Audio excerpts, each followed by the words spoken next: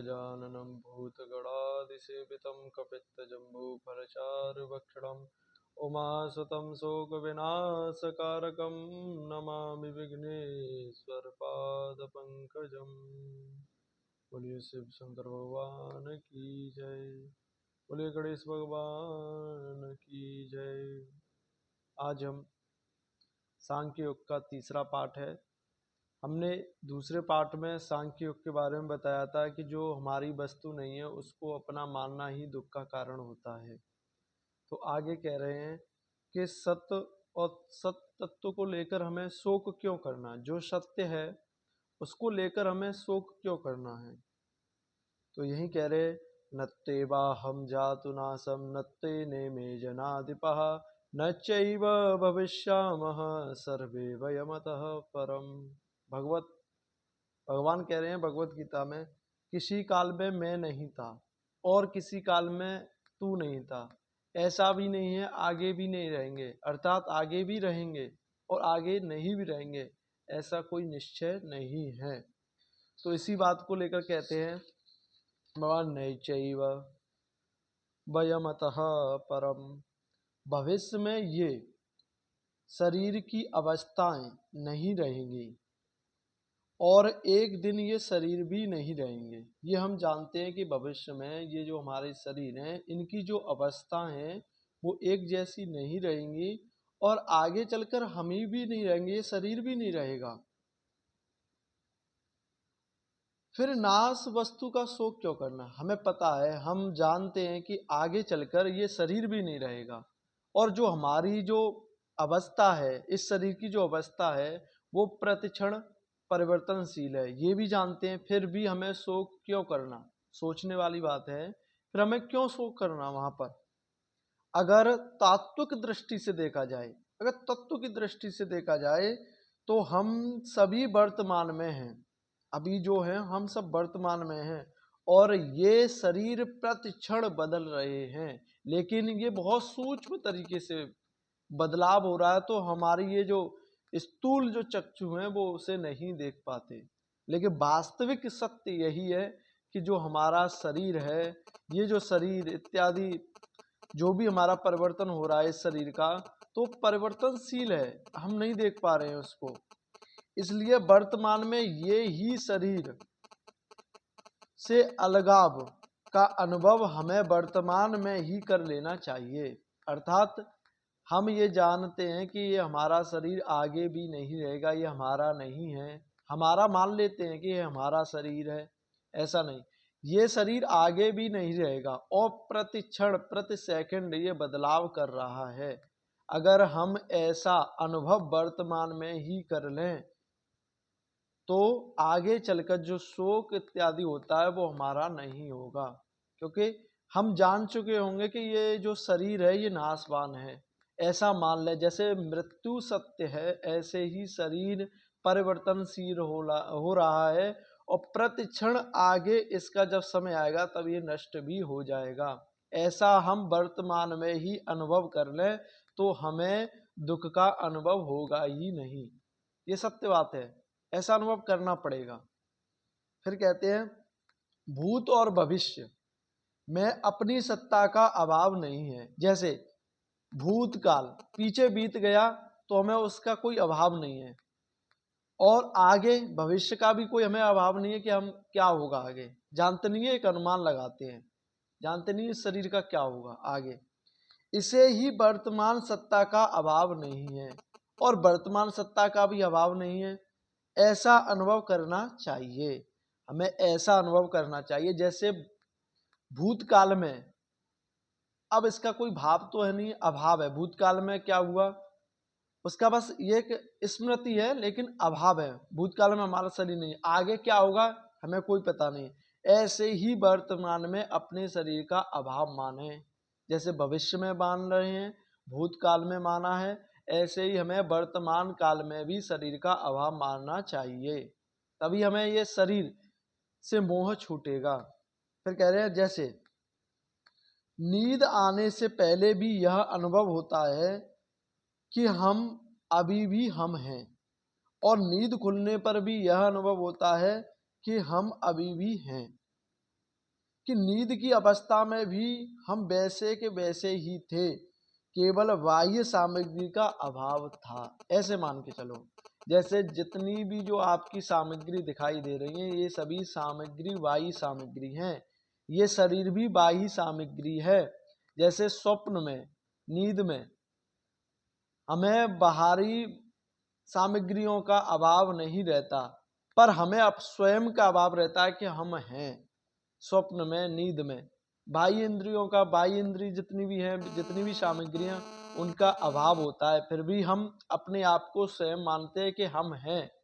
तो ऐसे ही वर्तमान में हमें ऐसा ही अनुभव करना चाहिए कि हम हैं, लेकिन ये शरीर हमारा नहीं है।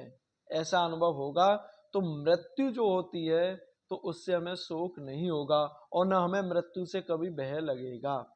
ये सत्य बात है। फिर कहते हैं शरीर नाश की तरफ जा रहा है। आप जानते हो प्रति क्षण, प्रति सेकंड, प्रति घड़ी, प्रति पल ये हमारा शरीर नाश की तरफ जा रहा है, पर हमारी सत्ता वैसी ही रहेगी।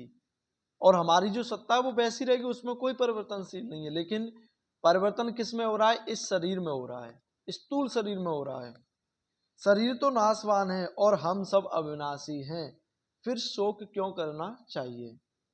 जैसे भूत और भविष्य में हमारा संबंध नहीं है, ऐसे ही वर्तमान में भी हमें अपना संबंध नहीं मानना चाहिए। जैसे भूतकाल बीत गया समय, तो उससे हमारा कोई अब संबंध नहीं है, वो तो बीत गया।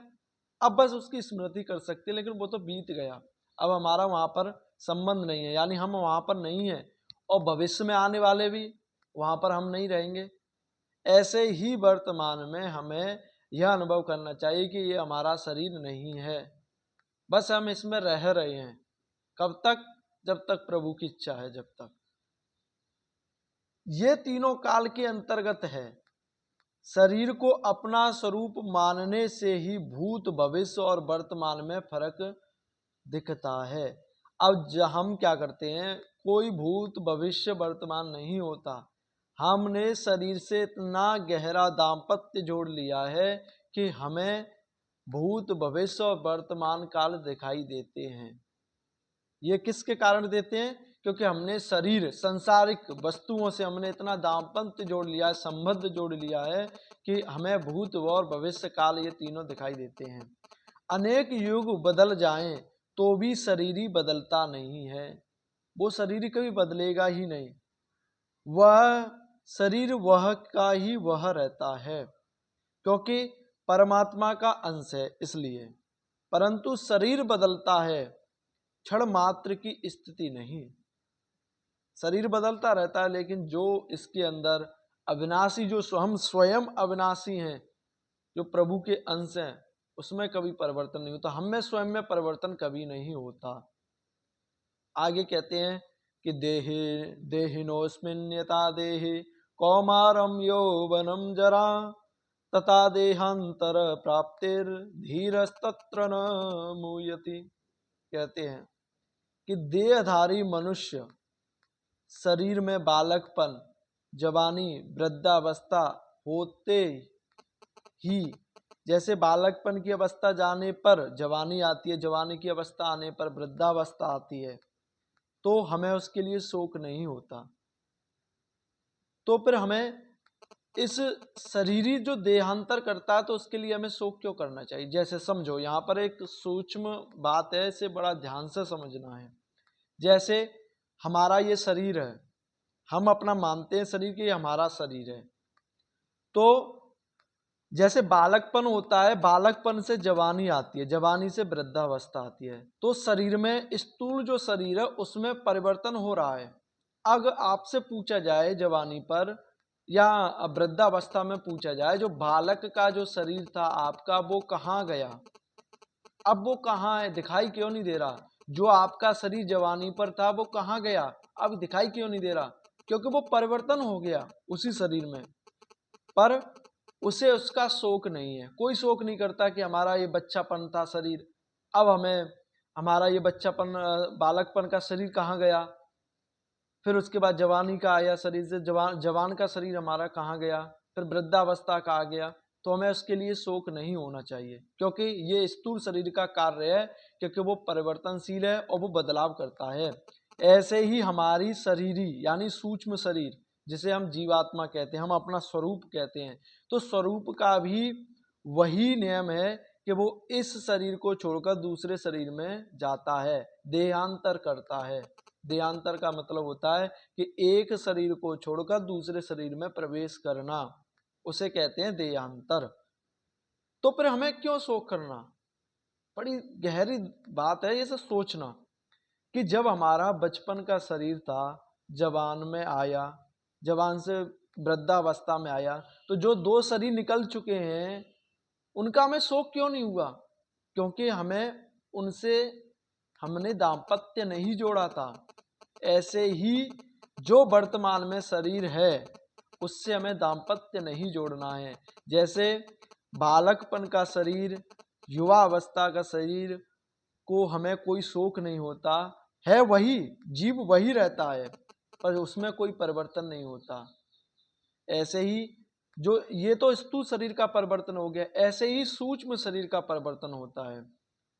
जब जीव जब जाता है तो वो इस शरीर को छोड़कर दूसरे शरीर में प्रवेश करता है, इसी को देहांतर कहते हैं। तो देहांतर वो इसका नियम है। जैसे स्थूल शरीर का नियम है कि बचपन से जवान, जवान से वृद्धावस्था, ऐसे ही सूक्ष्म शरीर का भी नियम होता है कि जब वृद्धावस्था आ जाती है, इस स्थूल शरीर को छोड़कर वो दूसरे शरीर में प्रवेश कर जाता है।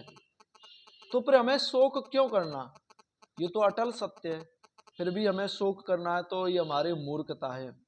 तो बड़ा गहरा, तो हमें वर्तमान में ही जो स्थूल शरीर है इससे हमें दाम्पत्य नहीं जोड़ना चाहिए, क्योंकि ये परिवर्तनशील है। प्रत्येक क्षण, प्रत्येक पल ये विनाश की तरफ जा रहा है, इसे अपना नहीं मानना चाहिए। जितना हो सके उतना हमें संकीर्तन करना चाहिए, भगवान का भजन करना चाहिए, इसी से हमारा उद्धार होगा। बस आज के लिए इतना ही है। तो ये सांख्य योग की तीसरी वीडियो है। तो इसमें बताया कि जैसे हमारा शरीर परिवर्तन होता है, तो जब स्थूल शरीर ये परिवर्तन होता है तो हमें कोई शोक नहीं होता, क्योंकि हमने इससे दाम्पत्य, उस शरीर से हमने दाम्पत्य नहीं जोड़ा, बालकपन से दाम्पत्य ज्यादा नहीं जोड़ा, ना युवा अवस्था से दाम्पत्य जोड़ा था। ऐसे ही जैसे ये शरीर का नियम है कि स्थूल शरीर का ये नियम है कि बालकपन से युवावस्था, युवावस्था से वृद्धावस्था ये होता है, ऐसे ही जीव जो सूक्ष्म शरीर है उसकी भी यही अवस्था होती है कि इसको छोड़कर देहांतर करके वो दूसरा शरीर पकड़ता है, दूसरे शरीर में प्रवेश करता है, अगर उसका मोक्ष नहीं हुआ हो तो। और अगर मोक्ष हो गया तो फिर वो आना ही नहीं पड़ता है। तो इसके लिए भगवान नाम संकीर्तन जितना हो सके उतना कीर्तन करना चाहिए, जिससे हमें दोबारा पुनर्जन्म ना हो और ना हमें ये बार बार यहाँ आना पड़े। जय श्री राधे, जय श्री कृष्णा। बोलिए गुरु गोरक्षनाथ महाराज की जय।